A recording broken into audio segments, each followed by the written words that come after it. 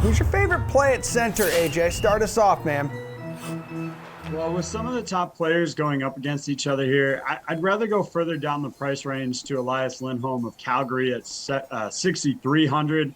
The matchup's with Anaheim, so it's definitely a better one there.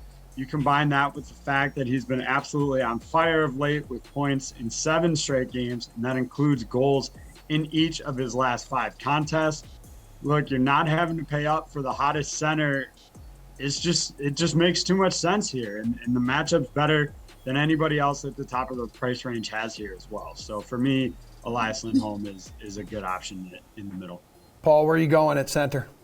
I agree with AJ. That's the call of the night, in my opinion, at center. But I'll make the case for a couple of Florida's pivots. The top 2 guys there, they've been chomping at the bit to get back into action for a while. They've been off for a couple of weeks almost.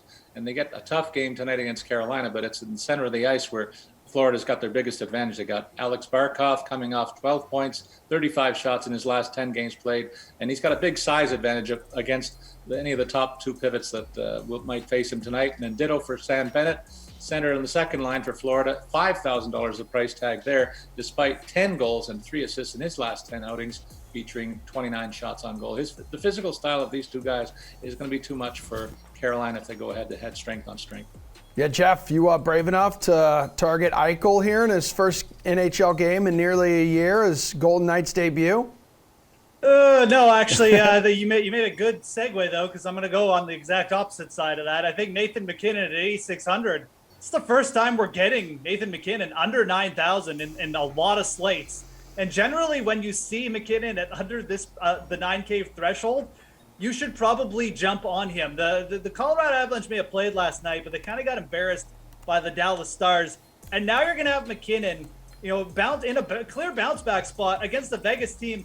They certainly will not have any qualms, obviously trying to dress down. I think that Jack Eichel having Nathan McKinnon to deal with in his first game back, it's kind of a disaster scenario if we're telling the truth. And you may not even see Eichel play a full complement of minutes. So McKinnon's probably going to be roaming out there against various lines in a bit of a foul mood after losing yesterday, and against an opponent where they're really not going to say, this is the guy you brought in to stop us. Yeah, good luck with that. I think you roster Nathan McKinnon at 8,600. Again, this is a really cheap salary for him.